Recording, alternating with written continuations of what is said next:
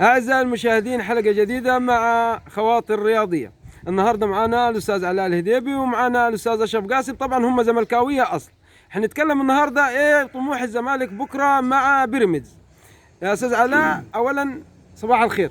صباح النور يا استاذ رمضان، كل سنه وانت طيبين. وأنت طيب يا حبيبي. إيه حظوظ الزمالك بكرة أمام بيراميدز في غياب رمضان صبحي بالطرد اللي خده الماتش اللي فات أمام سيدي البلد الاتحاد السكندري؟ رمضان صبحي اساسا مش لاعب ثقيل يعني اللي هو يخوف الزمالك. الزمالك ده فريق عصري في مقومات، كل مقومات الفوز والنجاح. جميل والله. يعني الأهلي ما بياخدش الدوري، الزمالك هو اللي بيديهوله طول عمره. الزمالك مش عاوزين نجيب سيرة الأهلي احنا دلوقتي، احنا خلينا في الزمالك. الزمالك حيفوز على بيراميدز ان شاء الله. طيب جميل جميل جميل. طيب يا استاذ اشرف، اتفضل يا بيه. ايه التشكيلة اللي ممكن تكون مناسبة يعملها باتشيكو عشان خاطر ياخذ الصدارة حاليا من بيراميدز او يفوز على بيراميدز؟ التشكيلة الأساسية اللي هو ماشي بيها، اللي شغال بيها حاليا في الوقت الحالي، جميل. مع تبديل بسيط في بن شرقي،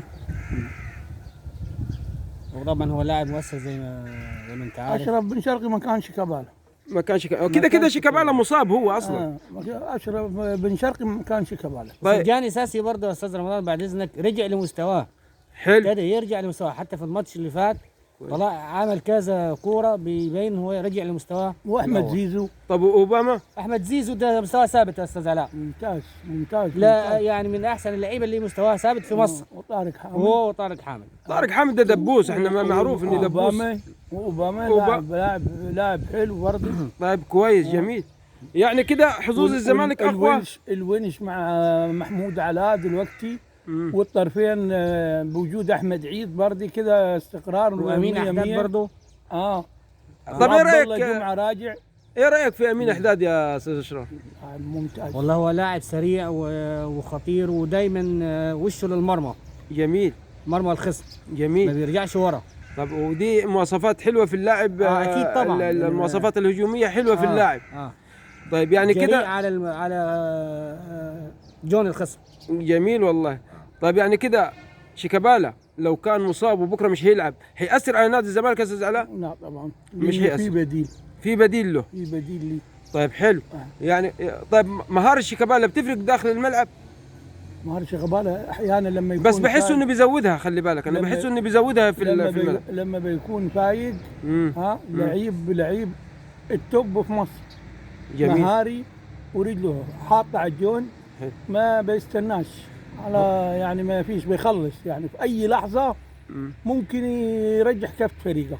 طيب يعني كده الزمالك كده ان شاء الله للامام على طول باذن الله، ما فيش تراجع كده. لا ان شاء الله. بس برضه يا استاذ رمضان، فريق بيراميدز فريق مش بالساهل. اكيد مش فريق سهل ان هو ان انت تكسبه. اكيد، وبضم نجوم كبيره. والله جمعه يعني مش هيأثر رمضان صبحي. لا مش هيأثر طبعا، في نجوم على بيراميدز رمضان على كتير اداؤه طبعا، لان في بديل ماشي. بس حاليا هم جابوه، يعني حاليا ما دام هم اشتروه يبقى متكلين عليه. ماشي. بس قبل كده في السنوات السابقه ما كانش موجود معاهم رمضان صبحي، فكانوا برضه فريق تقيل وبينافس سواء اهلي او زمالك. طيب جميل. طب هل رمضان صبحي الاهلي خسره ولا كده الاهلي يعني يعتبر يعني عادي بالنسبه له كاي لاعب مثلا مشي من النادي الاهلي؟ بالنسبه للاهلي لاعب زي رمضان صبحي ما يأثرش على الاهلي. رمضان صبحي يأثر على فريق صغير، لكن الاهلي او الزمالك او بيراميدز فريقين كبار او فرق كبار، فرق كبيره عندها بدل واحد اثنين. ثانيا حتى لو واحد اخفق في زمايله حواليه حيغطوا عليه، حيشيلوه يعني بمعنى اصح بالملعب. مش هو اللاعب يعني اللي تقيل لدرجه ان يعني الفريق ينهار من بعد ما يلعبش كوره. طيب لا. بالنسبه لعبد الله السعيد مع بيراميدز، مين اللي ممكن يمسكه في نادي الزمالك؟ عبد الله السعيد لاعب نص، ما حدش يمسكه، ما يتمسكش. اي واحد قريب منه حينبه كده. هو ما ينفعش برضه يا استاذ انه يتمسك، لان لو اتمسك حيلبس المدافع انذار او طرد. هو المقابل ليه بيواجهه. عبد الله السعيد لاعب ما تنفعش معاه، لانه خبره يبارك فيه ويطوله في عمره، ولاعب حلو يعني. اي واحد لما تجي له كره اقرب لاعب هو يتعامل معه، هيديه انذار، هيلبسه انذار، هيلبسه طرد، فالفريق المنافس هيخسر. طيب بالنسبه للدبوس خط النص بتاعكم طارق حامد، حيكون مساك لمين وهو في نص الملعب من فريق بيراميدز؟ طارق حامد بيلعب دائما وابدا بطول الملعب، اي ثغره بيروح لها ناحيه اليمين ناحيه الشمال في النص اللي فيها شغال فيها الفريق المنافس هو بيميل عليه. طيب انا ملاحظ ان بعض اللعيبه او احيانا معظم اللعيبه بتتكل على طارق حامد لدرجه انه يعني في النهايه بينهار، يعني حتى لو كان ماسك لاعب في النهايه بيفلت منه. ليه اللعيبه يعني بتعتمد اعتماد كامل على طارق حامد؟ لانه لاعب رجولي.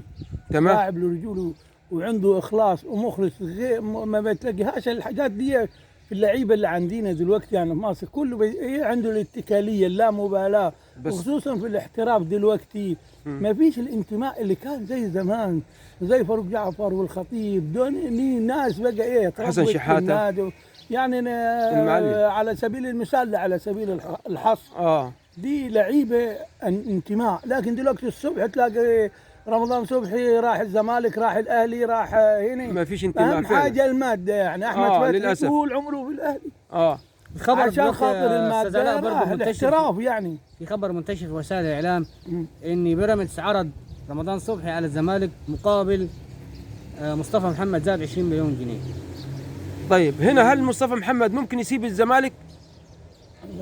ده حسب الاداره بقى، لو وافقت الاداره ما فيش مشاكل. طب لو هو مصطفى محمد ممكن يسيب الزمالك عشان خاطر 20 مليون، يعني على عشان خاطر الماده على الاقل. في ظل الاحتراف كل شيء مباح، كل شيء متوقع.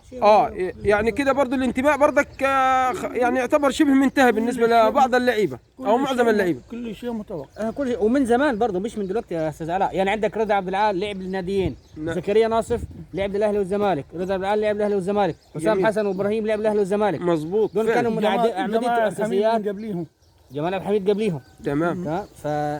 طيب يعني ان شاء الله عالم الاحتراف. ان شاء الله احنا نتمنى بكره مباراه تكون مباراه قويه من الطرفين، ونشوف مباراه كوره حقيقيه، يعني غير اللي احنا بنشوفه اللي بيحصل في الملاعب دون. اكيد طبعا. تتمنى ايه لنادي الزمالك الاول يا استاذ علاء؟ الفوز ان شاء الله ودائما للامام. استاذ اشرف تتمنى ايه للزمالك؟ مواصله الانتصارات ان شاء الله والمنافسه على الالقاب ان شاء الله. تمام. وكل سنه وانتم طيبين، وان شاء الله نشوف مباراه جيده من الفريقين ان شاء الله. والسلام عليكم ورحمه الله وبركاته. كان معكم رمضان الراديو في خواطر رياضيه.